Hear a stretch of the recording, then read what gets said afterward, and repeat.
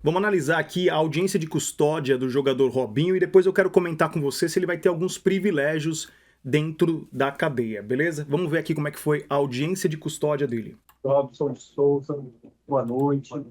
Nós vamos dar início à audiência de custódia. Essa audiência tem a finalidade de verificar as condições em que ocorreu a prisão, sobre o motivo de tortura, mostrar, tudo bem? Tudo bem, De qualquer forma, tudo que eu perguntar para o senhor, o senhor tem direito de ficar em silêncio, não é obrigado a responder. Tudo bem? bem. O senhor foi preso recentemente agora, foi isso? Sim. Eu me fortifiquei lá, tudo. Tá. O Exato. senhor se fortificou a se brigar para Sim, exato. federal. Em algum momento o senhor sofreu tortura, mostrar? Não, nem. Não passou pelo exame de corpo de delito? Com o médico? Não. Não. Tá bom. Em relação ao seu estado de saúde? Tô super bem. Tudo bem. Tá bom. O senhor tem filhos menores? Sim. 3 filhos. Qual a Um de idade? 18, um de 12 e uma de 8. Vão morar com a mãe, né? 16 estão com a mãe. 16, 12 e 8 estão com a mãe. Vou morar com a mãe desses filhos. O senhor tem algum parente, familiar, que tenha alguma doença grave, deficiência, que dependa do senhor? Sim. Meu pai. Seu pai? Tá. E seu pai mora com quem? Dá Sim. cadê? Mora comigo. Pai mora com quem? Meu pai mora comigo. Ah, com o Isso. senhor. Tá. Então, nesse período Nesse aí período, de cumprimento, vai ficar morando com Vai a ficar na minha com a casa, esposa, com a né? minha esposa. Tá bom. Doutor Felipe, tem alguma pergunta? Sem pergunta, doutor. É do doutor Sérgio Henrique Cotrim Moliterno, né? Doutor Sérgio, tem alguma pergunta? Tem pergunta? Tá certo. Doutor Felipe, algum requerimento? Não? Sem requerimento, doutor. Doutor Sérgio também. Então, vou a audiência por encerrada, né? Agora, as próximas determinações vai ter que passar pelo exame de corpo de delito, tá? E aí vai dar início ao cumprimento da pena, né? Que a condenação vai ser encaminhada para o presídio depois do corpo de delito, tá? É só isso. Essa é a gravação. Pode esperar um pouco. Bom, essa aqui foi a audiência de custódia do jogador Robinho. Que situação, hein, meu amigo? Caramba, o bagulho aqui é louco. Vamos conversar um pouco agora sobre a questão de se ele vai ter algum privilégio dentro da unidade prisional. Esse é um tema bastante perguntado aqui pra mim, então vamos falar sobre isso agora.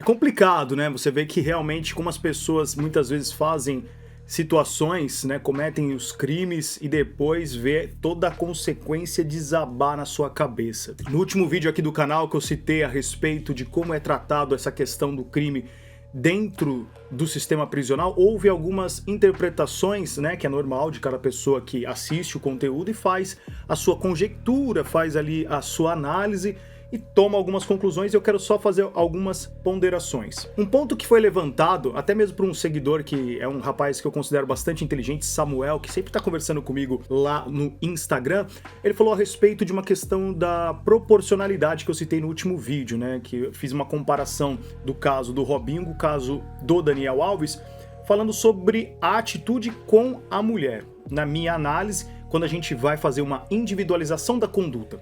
Deixa eu explicar isso aqui rapidinho de forma simples para você. A individualização da conduta é quando você isola aquele cara, aquele personagem inserido naquela atitude criminosa, e aí você vai julgá-lo somente pela conduta dele, sem levar em consideração a atitude de outras pessoas. A título de exemplo, para a gente poder conversar isso de forma aberta.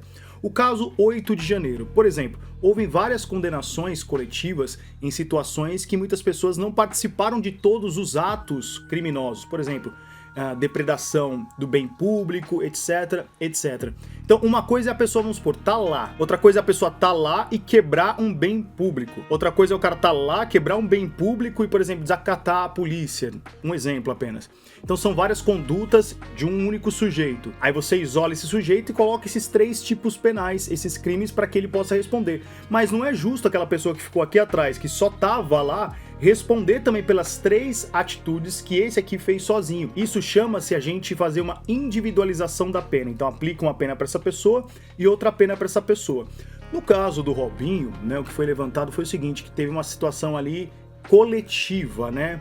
teve aquele ato coletivo. É logicamente que a atitude deles é reprovável. É lógico que os áudios que foram divulgados, ele falando daquele caso, cara, é bizarro, mano, se você percebe realmente a podridão do comportamento de alguns homens. Não é isso que está em análise aqui. Agora, um ponto, por exemplo, que o Robinho trouxe, até mesmo na entrevista que ele deu, a última entrevista que ele deu que tá aqui no canal, que eu até fiz o react, uma coisa me chamou bastante atenção. Por exemplo, se foi reconhecido pela justiça italiana a questão daquele crime praticado de forma coletiva, por que não houve a mesma proporcionalidade ou a mesma pena para os demais que também estavam lá e participaram desse ato? Segundo ele, tá? Isso é segundo a informação dele, muitos daqueles que estavam também naquele ato não foram nem condenados. Isso é, no mínimo, estranho. Por isso que eu defendo a questão da individualização da pena. E a individualização da pena é justamente para a gente ligar o segundo ponto, que é sobre a proporcionalidade da pena.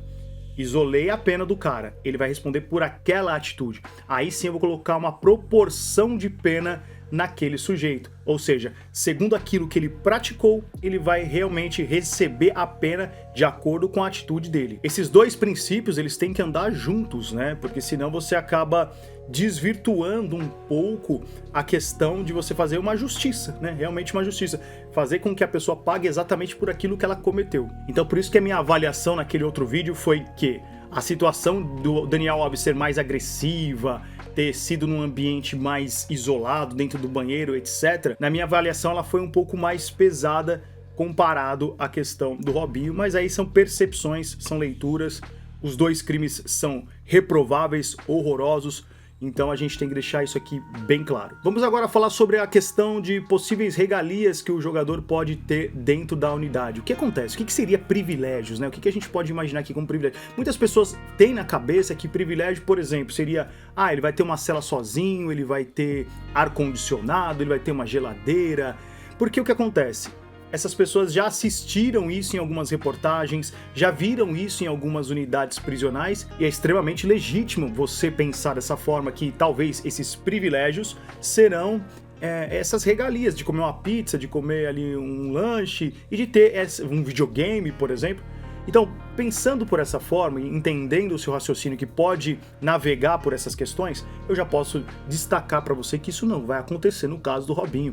Até porque a unidade que ele tá é uma unidade muito monitorada. Por que ela é muito observada? Justamente por ter criminosos lá dentro de alta repercussão nacional. Então a fiscalização até mesmo de membros do Ministério Público, do juiz da execução, vai estar muito mais atento aquela unidade. Portanto, se o seu pensamento de privilégios tá nesse campo, eu já posso garantir para você que ele não terá privilégios. Com toda certeza, nesse exato momento, ele vai tomar banho gelado, ele vai passar os 10 dias no RO, ele vai fazer todo o procedimento que acontece com o preso comum. E se você quiser assistir tudo sobre essa jornada do preso, desde quando ele chega na unidade até como é o convívio dele lá dentro, tem playlists aqui no canal completa falando sobre isso. Agora, se você quiser mergulhar um pouco mais, não se esqueça de conhecer o meu livro chamado Lodebar, Submundo do Crime e a Vida na Prisão, versão física em e-book e também novidade audiobook.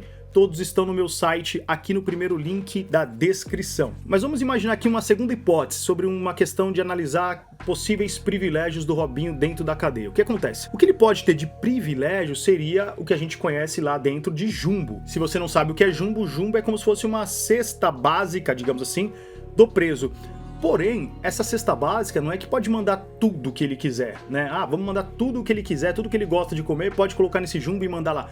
Não, porque existe um critério que as unidades prisionais adotam. O que seria esse critério? Existe uma lista de itens que podem entrar, outros que não podem entrar. Existe ali uma frequência, não pode, por exemplo, todo dia mandar jumbo para ele. Isso não pode também. Esse negócio de jumbo é tão complicado, por exemplo, que existe unidades prisionais que você chega lá com um determinado item que a própria unidade reconhece que entra, aí um dia de visita, por exemplo, ele fala, não vai entrar, esse aqui não vai entrar. Pô, mas semana passada entrou, mas hoje não vai entrar. E é desse jeito, é mesmo, porque é mesmo. Tem muitas cadeias que fazem isso, cara, que é bizarro, e eu recebo muitos depoimentos de familiares aqui reclamando justamente disso. E até mesmo da comida, né? Por exemplo, essa semana entrou macarrão, aí semana que vem muda o plantão e fala assim, hoje não vai entrar macarrão não, porque... Por quê? Porque não vai entrar e já era. Então é bizarro, cara, é assim, não tem critério nenhum. E aí se o familiar vai, por exemplo, questionar, você tá de gancho, 15 dias de gancho, entendeu, cara? Então acontece umas paradas nos bastidores do universo prisional, que é o que eu venho aqui sempre denunciando e destacando nos vídeos do canal. Então o que talvez eu possa entender de privilégio que o Robinho pode ter lá na cadeia de Tremembé seria essa questão de estar sempre recebendo jumbo, que isso acaba sendo sim um privilégio. Há muitos presos, por exemplo, no sistema prisional nível Brasil, que não recebe um sabonete, não recebe nada, né, cara? Se ele não vai lá no corre dele, se ele não vai lá trabalhar, se ele não faz as suas atividades, ele não tem nenhum tipo de kit, não recebe nenhum tipo de jumbo, nenhum tipo de assistência da família. Agora, será que ele vai ter privilégios, por exemplo, com os presos lá dentro? O que acontece? Como ele tá numa unidade que a gente considera uma unidade neutra, né? Uma unidade neutra aqui numa visão, digamos assim, de pessoas que não têm vínculo com o crime.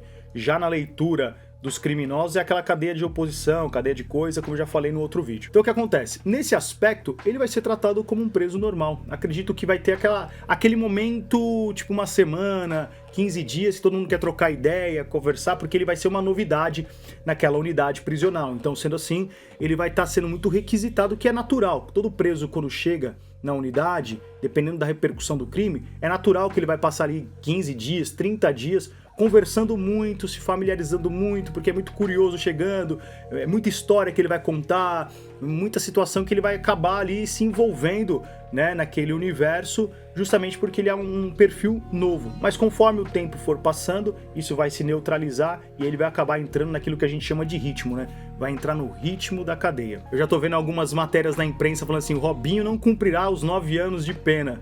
É bizarro, né, cara? Como é que as pessoas elas têm uma maldade na questão de não entender como funciona o sistema do seu país. O sistema que o nosso país adotou, gente, e aí não fui eu que criei, isso é o que tá funcionando. Ah, eu não concordo, beleza, tá mudando a lei, você não viu, já vai acabar a saidinha, mas o que tá vigente hoje é a questão da progressão.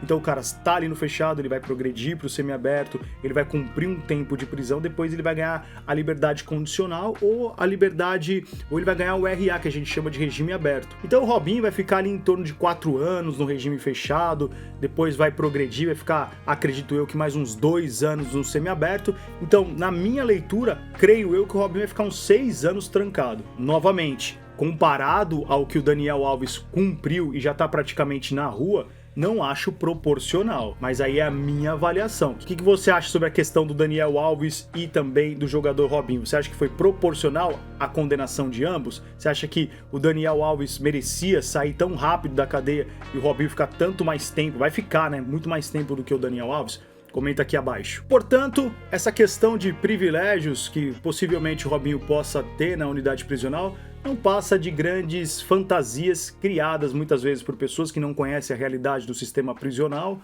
e até mesmo por pessoas que fazem algumas especulações sem realmente saber como funciona a coisa dentro de uma unidade prisional. Isso até mesmo desrespeita ao próprio sistema que eles apoiam, né? É muito bizarro isso. Você vê que as pessoas que criticam são aquelas que vamos supor assim, tem que prender mesmo o Estado e tal. Mas você tá jogando na responsabilidade do Estado, por exemplo, na responsabilidade de um diretor de unidade prisional, dos policiais penais, a responsabilidade de manter a ordem dentro daquela unidade. Aí você tira o crédito dessas pessoas acreditando que eles vão dar algum tipo de privilégio.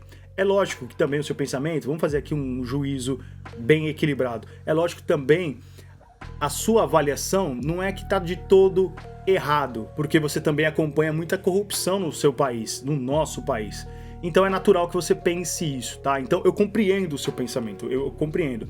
Mas também a gente tem que olhar o lado, né, do sistema prisional, dos diretores de unidades prisionais, dos policiais penais. Eu sempre tento trazer esse ponto de equilíbrio aqui no canal, sabe? Sem radicalismo, sem, vamos defender só os presos, nós somos aqui militantes só do preso. Não.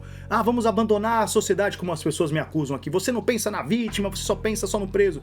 Não também. Eu tento trazer um ponto de equilíbrio para que a gente possa ter sobriedade, entende? Lucidez na hora de analisar os casos concretos. E confesso pra você, é difícil pra caramba isso, mano, você não tem noção, porque normalmente as pessoas são extremamente apaixonadas por aquilo que elas acreditam e não dão abertura pra pensar no contraditório. Mas eu continuo aqui, quebrando pedras e tentando contribuir de alguma forma, por menor que seja, a minha contribuição, ela tá sendo feita aqui para a sociedade, tá bom?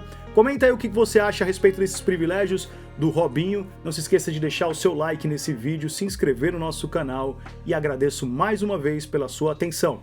Eu sou Arquimedes Nicastro e esse foi mais um Papo Reto. Muito obrigado pela sua atenção e até nosso próximo encontro. Valeu!